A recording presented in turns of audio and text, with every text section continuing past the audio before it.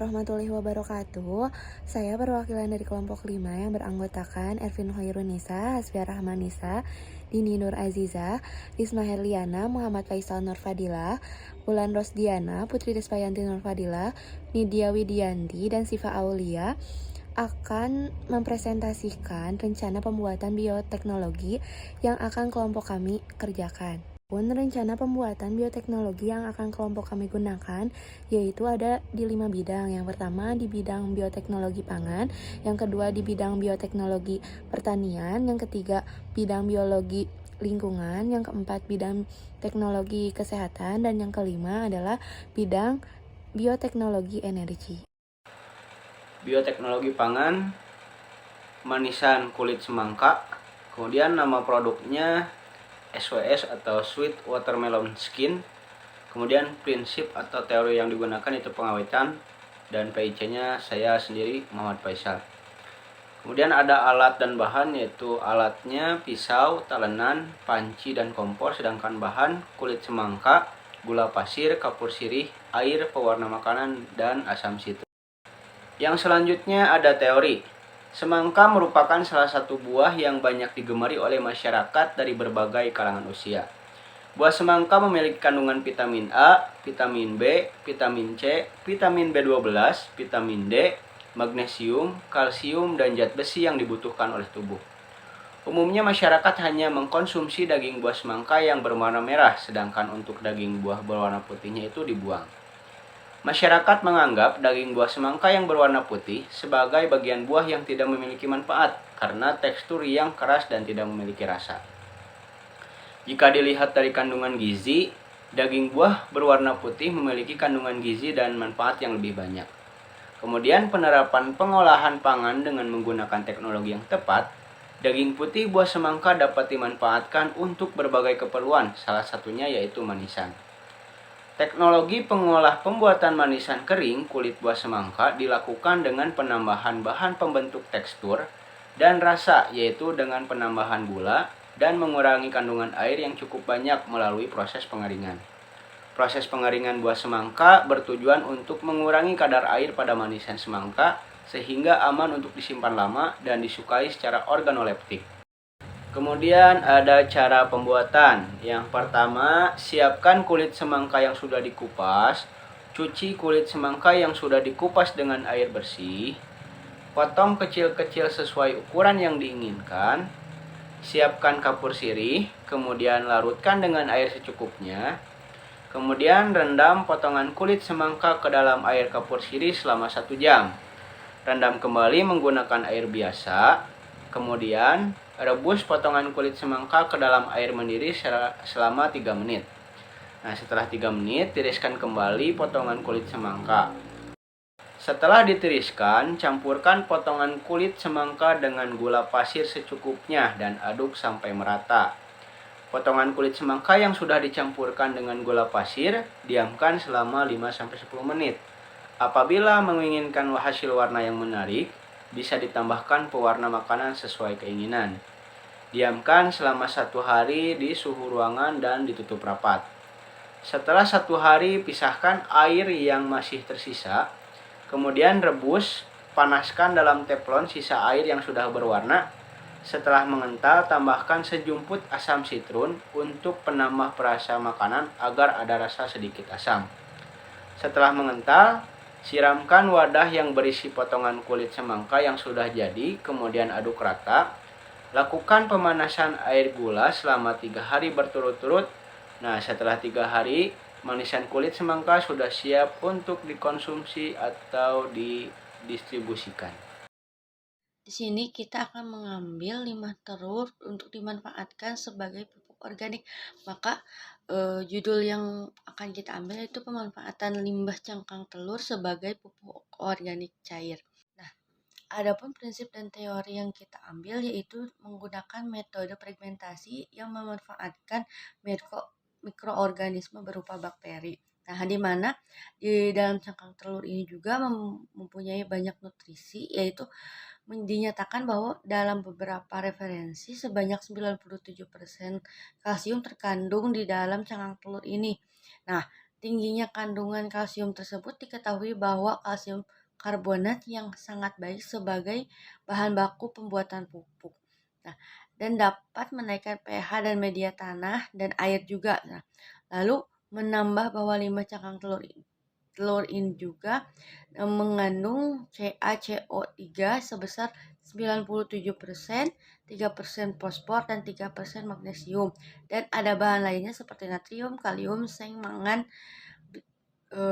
besi, dan tembaga. Untuk slide selanjutnya akan dijelaskan oleh rekan saya Ervin. Untuk selanjutnya yaitu ada alat dan bahan. Untuk alatnya itu terdiri dari botol bekas, lalu ada alat penghalus untuk menghaluskan cangkang telur. Yang ketiga yaitu ada baskom. Untuk bahannya yaitu terdiri dari cangkang telur, gula jawa, IM4 yaitu untuk memfermentasikan, lalu ada air. Selanjutnya itu ada cara pembuatan.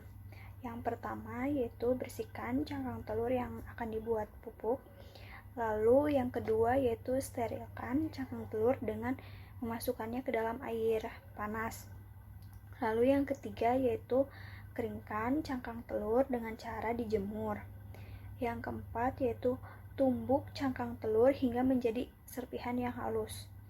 Selanjutnya yang kelima yaitu campurkan cangkang telur dengan air ke dalam botol bekas. Yang keenam yaitu tambahkan gula jawa dan IM4 dengan perbandingan 1:1 ke dalam botol. Lalu tutup botol bekas tersebut dan campurkan pupuk dengan cara mengocok botol tersebut. Yang kedelapan yaitu diamkan selama 10-14 hari untuk memaksimalkan proses fermentasi. Bila perlu, itu sesekali buka tutup botol bekas agar gas yang ditimbulkan selama proses fermentasi itu dapat keluar. Selanjutnya, pada bidang bioteknologi lingkungan, kelompok kami akan memanfaatkan limbah kulit nanas, ananas komusus sebagai sabun pencuci piring. Limbah kulit nanas, ananas komusus ini mengandung senyawa flavonoid, tanin, dan saponin, serta mengandung senyawa yang berpotensi sebagai antibakteri. Salah satu pemanfaatan limbah kulit nanas adalah sebagai bahan utama dalam pembuatan sabun cuci piring. Nah, sabun cuci piring ini yang dihasilkan dari olahan limbah kulit nanas, ananas komusus, memiliki aroma yang segar dan daya cuci piring baik serta lembut di tangan.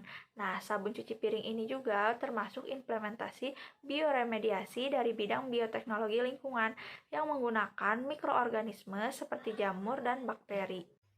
Selanjutnya yaitu ada alat dan bahan. Nah, yang pertama ada alat. Alatnya itu ada wadah plastik, toples tertutup, pengaduk, pisau, botol plastik, kompor, dan panci.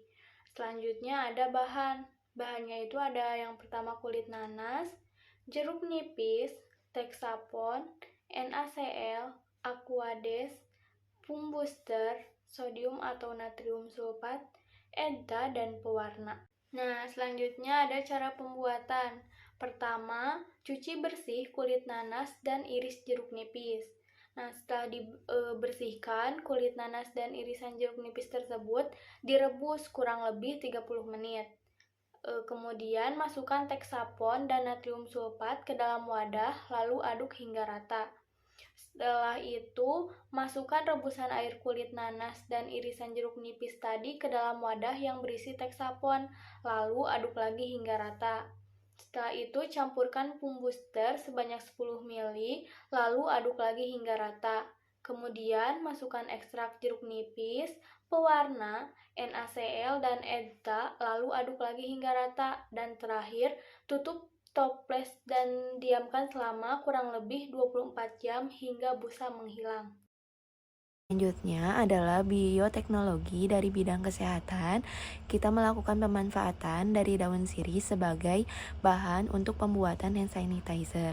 Untuk picknya itu ada saya sendiri, Putri Despayanti Nurfadila, dan beserta teman saya yaitu Risma Herliana.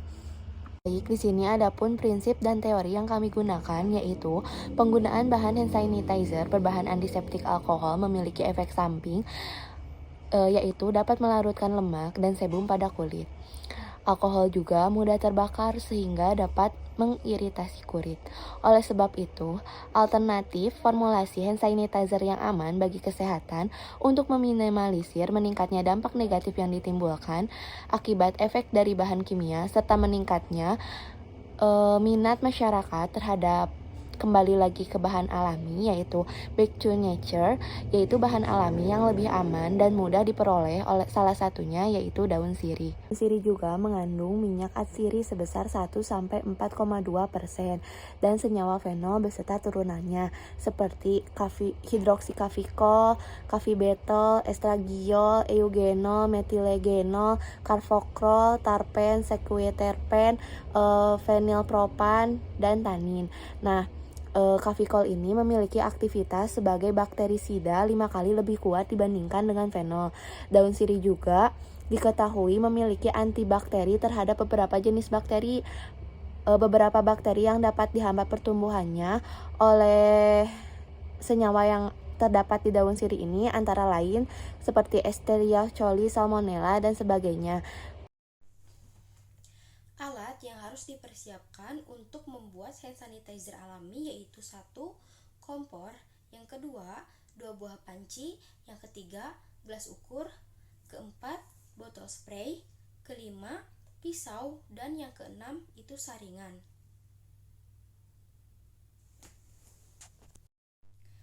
Bahan yang dapat dipersiapkan untuk membuat hand sanitizer alami dari daun sirih yaitu 1. Daun sirih 50 gram, kedua air panas 200 ml, ketiga air bersih 200 ml, dan keempat jeruk nipis 8 ml.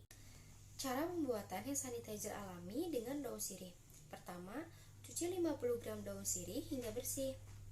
Kedua, keringkan daun sirih dengan cara diangin-anginkan. Ketiga, setelah daun sirih ini dipastikan kering dan bersih, daun sirih dipotong kecil-kecil. Keempat, tuang 50 gram daun sirih ke dalam panci yang berisi 200 ml air panas. Kelima, ambil panci lain yang lebih besar dan isi panci tersebut dengan air dingin dan masukkan panci yang berisi rendaman daun sirih tadi ke dalam panci yang lebih besar ini. Rebus daun sirih dengan cara seperti ditim menggunakan api yang kecil. Panaskan hingga 90 derajat Celcius. Setelah itu diamkan dan tunggu 30 menit. Setelah dingin, saring rendaman daun sirih ke dalam gelas ukur. Kemudian, tuang air daun sirih hingga mencapai 15%. Dan tambahkan 8 ml air jeruk nipis. Kemudian, tambahkan air secukupnya. Setelah itu diaduk. Selanjutnya, tuangkan dalam botol spray. Dan hand sanitizer dari daun sirih siap digunakan. Bioteknologi energi. Kelompok kami memilih untuk memanfaatkan singkong sebagai bahan baku utama pembuatan bioetanol secara fermentasi menggunakan ragi tape. Salah satu energi alternatif yang menjanjikan adalah bioetanol.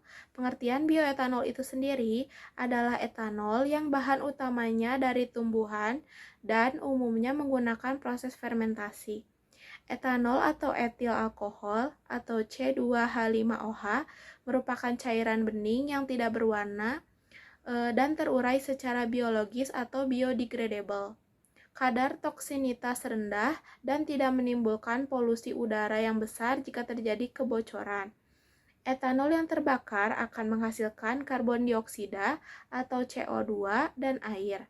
Etanol adalah bahan bakar beroktan tinggi yang dapat menggantikan timbal sebagai peningkat nilai oktan dalam bensin.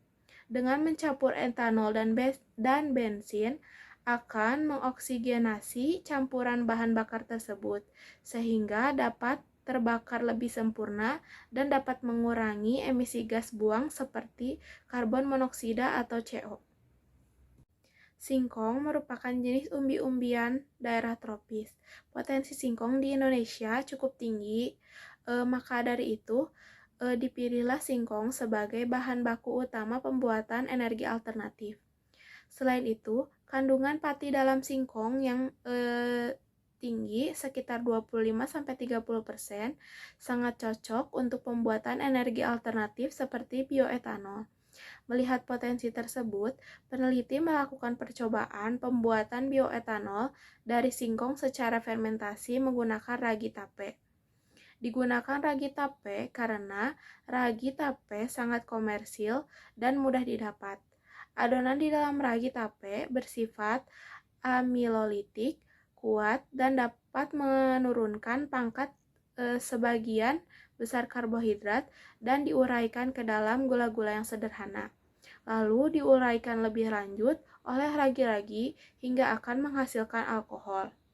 Setelah melalui proses fermentasi, kemudian dilanjutkan dengan proses destilasi, yang merupakan penguapan cairan dan pengembunan kembali uap tersebut pada titik didih. Tujuan dari proses destilasi ini adalah pemurnian zat cair pada titik didihnya dan memisahkan cairan etanol yang dihasilkan dari zat padat yang terlarut atau dari zat cair lainnya yang mempunyai perbedaan titik didih cairan murni. Alat dan bahan yang dibutuhkan diantaranya untuk alatnya yang pertama ada timbangan, kemudian parutan, yang ketiga gelas ukur, yang keempat alat penghalus, yang kelima toples ukuran besar, yang keenam kompor gas, yang ketujuh panci, kedelapan pengaduk, 9 kain, 10 botol kaca, dan yang terakhir yaitu alat destilasi. Nah, untuk bahannya itu terdapat dua, yang pertama parutan singkong sebanyak 1 kg, dan yang kedua yaitu ragi tape. Selanjutnya untuk cara kerjanya, yang pertama yaitu masukkan sebanyak 2 liter air dan 1 kg parutan singkong. Kedua, panaskan kurang lebih selama 45 menit hingga mengental. Ketiga, haluskan ragi tape. Keempat, timbang ragi sebanyak 100 gram. Kelima, pindahkan bahan yang sudah masak ke dalam toples, lalu dinginkan. Yang keenam, campur bahan sambil diaduk. Yang ketujuh, lakukan penutupan pada bahan. Kemudian yang kedelapan, tunggu selama 4 hari hingga tampak sebuah lapisan di atasnya. Kesembilan, lakukan pengambilan lapisan padat yang terletak di atas bahan. Kesepuluh, lakukan penyaringan dan masukkan ke dalam botol. Cara kerja selanjutnya dilanjutkan dengan proses destilasi. Yang pertama, dari total keseluruhan bahan, diambil sebanyak 500 ml sebagai sampel. Yang kedua, pastikan semua komponen alat destilasi itu sudah terpasang semua. Yang ketiga, atur suhu di bawah titik didih air. Keempat, hidupkan alat destilasi. Yang kelima, tampung hasil destilasi dengan botol pada ujung alat. Kemudian yang terakhir, bioetanol singkong telah siap digunakan.